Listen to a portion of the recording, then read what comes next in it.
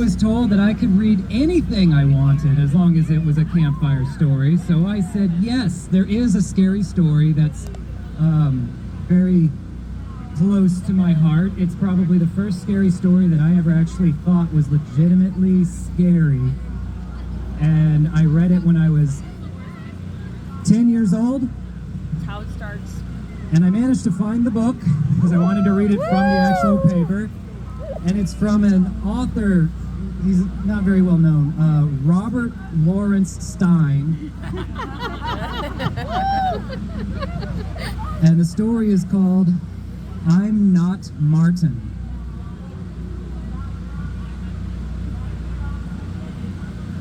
The first thing I noticed about the hospital was the sick green walls, such a drab, dull color, almost gray, the color of the sky on a raw, stormy day.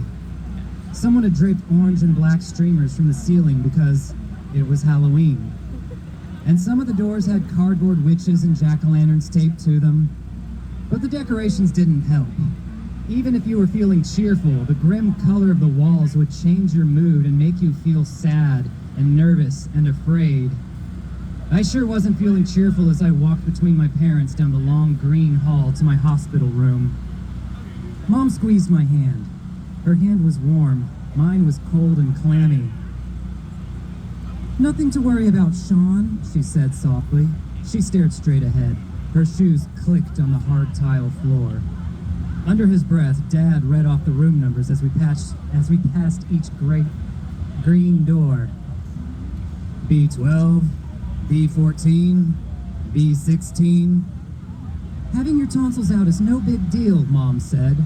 She'd already said it 100 times. "You'll have a sore throat for a few days, but then you'll be fine." Click, click, click. Mom's shoes echoed down the long hall like a ticking clock, a clock clicking away the seconds to my doom. "But why do I have to have them out?" I whined. "I've grown attached to them." Mom and Dad laughed. I can always make them laugh.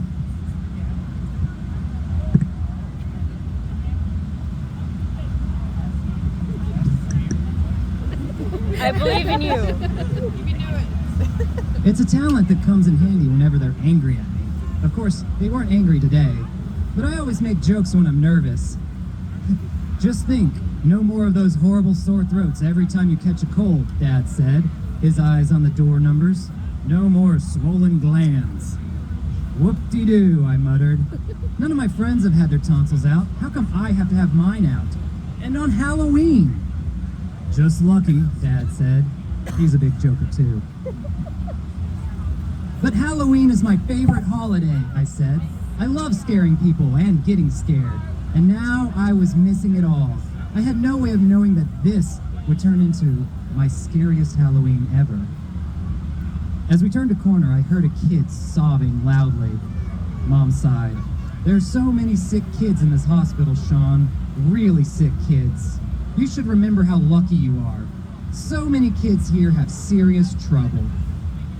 A few seconds later, we met a kid with serious trouble. His name was Martin Charles. I read his name on top of the chart that hung from the foot of his bed. I saw Martin as we stood in the open doorway of room B22.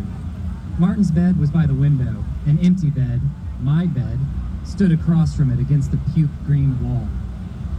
I stared at my new roommate. He was short and had dark eyes and very short brown hair. He sat on the edge of his bed, swinging his legs, glaring at two white uniformed nurses. "I'm not Martin!" he shouted. One of the nurses held a needle in one hand. The other nurse struggled with the sleeve on Martin's green hospital gown. "Martin, please," she pleaded. "I'm not Martin!" he shouted again. He jerked his arm out of the nurse's grip. She gave a startled cry and stepped back. "Martin, we just need a blood sample," the other nurse said. "I'm not Martin! I'm not Martin!" he screamed, pounding the bed with both fists. Yes, we've both heard that before," the nurse grumbled. Then she turned and saw us standing in the doorway. She lowered the needle and took a step towards us. "Are you Sean Daly?" she asked. I nodded. "That's your bed over there, Sean," the nurse said. "How does your throat feel?" "It's kind of sore," I confessed. It hurts every time I swallow. She smiled at my parents. Why don't you take Sean's things over there? You can unpack. Use that closet near the bed. I followed my parents across the room. What is that guy's problem? I asked. Mom raised a finger to her lips. Shh. He seems to be very frightened. I wanted to see what they did to him, but one of the...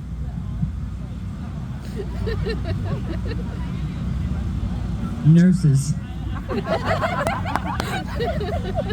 pulled the curtain between the beds. The sound was muffled now, but as I unpacked my bag, I could still hear him protesting. I'm not Martin! Leave me alone! I'm not Martin!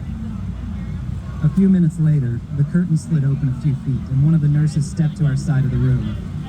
She shook her head. Poor guy, she said softly. What's wrong with him? I asked. The nurse handed me a green hospital gown. Martin is having major surgery tomorrow morning, she said, glancing toward the curtain. He's so terrified. I think he has convinced himself that he is someone else. You mean, I started. She pulled back the covers on my bed. The poor guy has been trying to trick us ever since he arrived in the hospital. He's been insisting that he's not Martin. He wants us to think we have the wrong kid. That's terrible, Mom said sadly, shaking her head. He thinks if he can convince us he's not Martin, he won't have to have the operation. Are you sure you've got the right kid? Dad asked. The nurse nodded solemnly. Yes, we're sure. He's Martin Charles, no matter how many times he says he isn't. What kind of operation does he need? I asked her. She brought her face close to my ear and whispered, he has to have his left foot removed. Doctors and nurses were in and out of the room all afternoon. They explained for the 100th time about how a tonsillectomy works and told me what to expect. Mom and Dad stayed until dinner time. It was kind of hard to come up with things to talk about. I couldn't stop thinking about Martin. Just the thought of having a foot cut off made my feet itch like crazy and my stomach clenched into a tight knot. No wonder he was so terrified. After dinner, it grew very quiet. I could hear a baby crying far down the hall. I heard phones ringing and nurses talking quietly outside the door. I tried to be brave, but I felt really alone with Mom and Dad gone. It's Halloween, I thought. I shouldn't be here. I started to picture ghosts and mummies and vampires floating silently down the hospital halls. I picked up a book and tried to read, but I couldn't concentrate. I was alert to every hospital sound. I heard carts rattle down the hall, whispered voices, the eerie bleep, bleep, bleep of some kind of machine. I shut the book. I can't read. I have to talk to someone, I decided. I took a deep breath, pulled open the curtain, and said, hi, to my roommate. I'm Sean Daly, I said. I'm having my tonsils out tomorrow. He was sitting up in bed, reading a comic book. He turned the page, then stared at me. He had orange spaghetti stains on his chin from dinner. You're Martin, right? I said softly. He opened his mouth and shouted, I'm not Martin! Oh, sorry. I jumped back.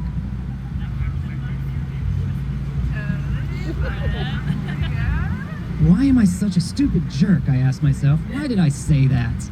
I sat on the edge of my bed. The hospital gown rode up way over my knees. I tugged it down. I couldn't get used to wearing this stupid thing. You, into comic books? I asked. Not really, he said. He tossed the comic to the floor. Martin is into comic books, but I'm not. Oh, I swallowed. This guy is definitely weird, I thought. I couldn't help it. I kept glancing at his feet. But they were under the bedsheet. I couldn't see anything. Where do you go to school? I asked. I don't go to Martin's school, he said, eyeing me strangely. I go to a different school. Creepy. I wished I hadn't started talking to him, but it was too late. Where? I asked. Middle Valley, he said. It's not bad. He stopped staring at me and started to relax. We talked about our schools and our brothers and sisters, and we talked about movies and sports. And we talked about how we were missing Halloween, cooped up in this horrible hospital. That got us started on the kinds of candy we liked. We were still talking when a nurse walked in at 10 o'clock. "It's your last chance for a glass of water, Martin," she said. He pounded his fists on the bed. "I'm not Martin!" he cried. "I'm not having surgery!" "Please," the nurse frowned at him sternly. "Enough of that, okay, Martin?" "I'm not Martin! I'm not Martin!" "Whatever," she replied, rolling her eyes. She turned to me. "How about you, Sean?" "No thanks," I said. She said goodnight and strode out of the room. I listened to her footsteps down the hall. Then I turned back to Martin. I found him staring at me intently. "Are you a sound sleeper?" he asked. "Excuse me?" His question took me by surprise. "Are you a sound sleeper or are you a light sleeper?" he demanded. A sound sleeper, I guess." He studied me for another moment. Then he grabbed the curtain and pulled it shut. "I'm tired now," he said coldly. I didn't think I'd ever get to sleep. Nurses were talking out in the hall. I heard a girl coughing and coughing in a room nearby. But to my surprise, I drifted quickly into a deep sleep. I had a lot of strange dreams.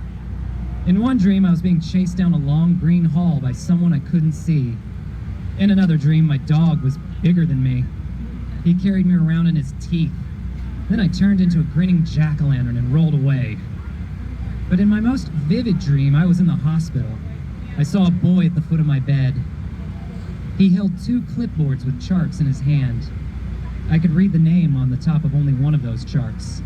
Martin Charles.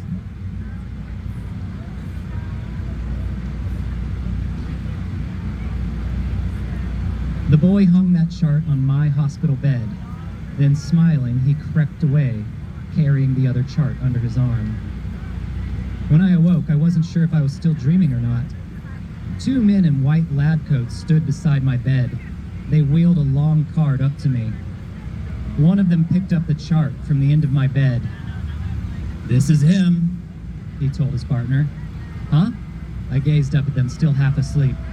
What is happening?" I wondered. They picked me up gently and slid me onto the cart. "Easy does it, Martin," one of them said, untangling my arm from the bedsheet. "No, wait," I choked out. I tried to sit up. "I'm not Martin."